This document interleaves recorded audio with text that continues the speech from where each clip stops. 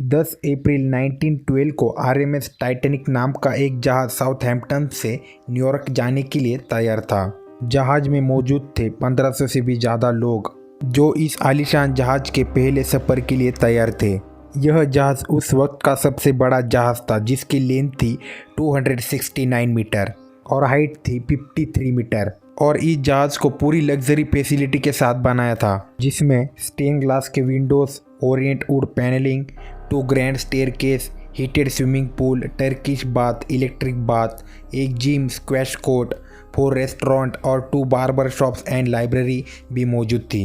इस जहाज को पूरी तरह तैयार करने में 2000 से भी ज़्यादा वर्कर लगे थे और टाइटैनिक को पूरी तरह तैयार करने में 2 साल 2 महीने का समय लगा था। इस जहाज को व्हाइट स्टार कंपनी ने बनाया था और इस कंपनी के मालिक थे फिलिप्स एएस फ्रैंकलिन, जो इस जहाज को लेकर इतने कॉन्फिडेंट थे कि उन्होंने कहा था कि यह जहाज कभी डूब ही नहीं सकता। लेकिन आखिर ऐसा क्या होता है कि यह जहाज अपने पहले सफर में ही डूब जाता है और हजारों लोगों को अपनी जान गंवानी पड़ती है? तो हम जानने की कोशिश करेंगे इस वीडियो में। टाइटैनिक अपने 1500 से भी ज़्यादा पैसेंजरों के साथ साउथहैम्पटन से न्यूयॉर्क के लिए रवाना होता है। टाइटैनिक जिस कंपनी की शिप थी, उस कंपनी के मालिक ने टाइटैनिक के कैप्टन हार्डवर्थ स्मिथ को सीधी गाइडलाइन दी थी कि टाइटैनिक 7 डेज के अंदर न्यूयॉर्क पहुंचना चाहिए। टाइटैनिक ने इस सफर से पहले सभी टेस्ट पास कर लिए थे, लेकिन जब शिप तेजी के साथ आगे बढ़ रहा था तभी इसकी गलतियां दिखनी शुरू हो गई थी। टाइटैनिक साउथहैम्पटन से इतनी तेजी के साथ आगे बढ़ चुका था कि अब समुद्र में सिर्फ चारों ओर पानी दिखाई दे रहा था और ये थी टाइटैनिक की सबसे पहली गलती।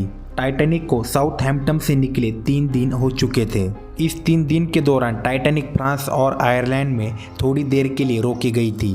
टाइटैनिक न्यूयॉर्क के लिए आगे बढ़ रहा था। 14 अप्रैल 1912 शाम का समय था। समुद्र में चारों तरफ शांति थी और फॉग भी बनी हुई थी। टाइटैनिक के थोड़ी दूर कुछ किलोमीटर पर और एक जहाज सफर कर रहा था और उस जहाज से टाइटैनिक को वायरलेस ऑपरेटर द्वारा कुछ ज़रूरी इंफॉर्मेशन भेजी जाती है कि समुद्र में बहुत ही बर्फ की चट्टानें मौजूद है।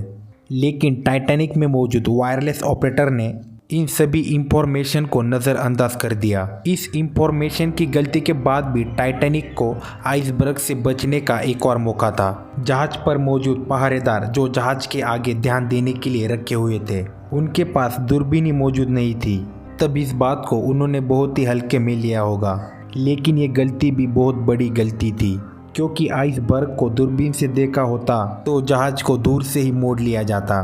पहरेदारों ने आइसबर्ग के बारे में कैप्टन को जब बताया तब आइसबर्ग जहाज के सामने कुछ ही मीटर पर था कि कैप्टन, ठीक जहाज के सामने एक फुटबॉल फील्ड जितना आइसबर्ग मौजूद है। तब तक बहुत देर हो चुकी थी, क्योंकि इतने से कम समय में जहाज को आइसबर्ग से बचाना लगभग इम्पॉसिबल था। लेकिन इसके बाद भी कैप्टन एडवर्ड स्मिथ जहाज को बचाने की पूरी संभव कोशिश करते हैं। आइसबर्ग की खबर मिलते ही कैप्टन एडवर्ड स्मिथ जहाज का इंजन बंद करने का ऑर्डर देते हैं, लेकिन तब तक बहुत देर हो चुकी थी। जहाज आइसबर्ग से ही बीच में टकरा जाता है। टाइटैनिक की चौथी गलती ये हुई कि जब जहाज मैन्युफैक्चरिंग किया जा रहा था तब इसके पार्ट को स्टील के रिवेट्स के बजाय कास्ट आयरन के रिवेट्स का इस्तेमाल किया था, जो कि कास्ट आयरन के रिवेट स्टील के मुकाबले नरम मटेरियल के होते हैं। इससे ये हुआ, जब जहाज आइसबर्ग से टकराया तो टकराव के प्रेशर के कारण जहाज के कुछ रिवेट्स खुल गए। जहाज में अब धीरे धीरे पानी भरना चालू हो चुका था। जहाज में मौजूद सभी पैसेंजर को अलर्ट कर दिया जाता है। इन सब मिस्टेक्स के बाद भी टाइटैनिक की बचने की उम्मीदें अभी भी बाकी थी, क्योंकि टाइटैनिक को ऐसे डिजाइन किया गया था इसके अगर नीचे के 3 फ्लोर भी भर जाते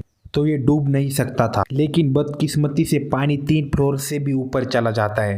अब कैप्टन और क्रू मेंबर को अंदाजा हो जाता है कि जहाज को डूबने से नहीं बचाया जा सकता। कैप्टन स्मिथ अपने क्रू मेंबर को रेडियो सिग्नल भेजने का ऑर्डर देते हैं, लेकिन टाइटैनिक के करीब 100 किलोमीटर के आसपास कोई जहाज मौजूद नहीं था। अब बारी थी टाइटैनिक में मौजूद पैसेंजरों की जान बचाने की, और यहाँ पर एक बार फिर एक गलती सामने आई।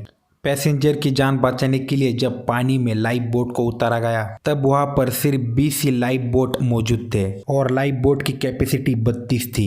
इन लाइफ बोट को भी पूरी तरह नहीं भरा था। इन लाइफ बोट में पहले बड़े अमीर दरार लोग, औरत और बच्चों को पहले प्रायोरिटी दी गई। लाइफ बोट में अगर लोगों को अच्छी तरह बैठाया जाता तो और भी लोगों की जान बचाई जा सकती थी। जहाज पानी में डूबता जा रहा था। 2:18 पर जहाज की पूरी लाइट शॉर्ट सर्किट के कारण बंद हो जाती है और थोड़ी देर बाद जहाज दो हिस्सों में अलग हो जाता है। टाइटैनिक को पूरी तरह डूबने में करीब 2 घंटे 40 मिनट का समय लगा था। टाइटैनिक जहां डूबा वहां का पानी का टेम्परेचर था -2 डिग्री सेल्सियस और इस पानी में करीब 1500 से भी ज़्यादा लोगों ने अपनी जान गंवाई। ये घटना इतिहास के सबसे बड़ी समुद्री आपदाओं में से एक है। तो आई होप आपको वीडियो अच्छी लगी होगी। वीडियो अच्छी लगी हो तो प्लीज़ वीडियो को लाइक और शेयर ज़रूर करना। तो चलिए मैं मिलूँगा आपको नई इंटरेस्टिंग वीडियो के साथ। तब तक के लिए टेक केयर, गुड बाय।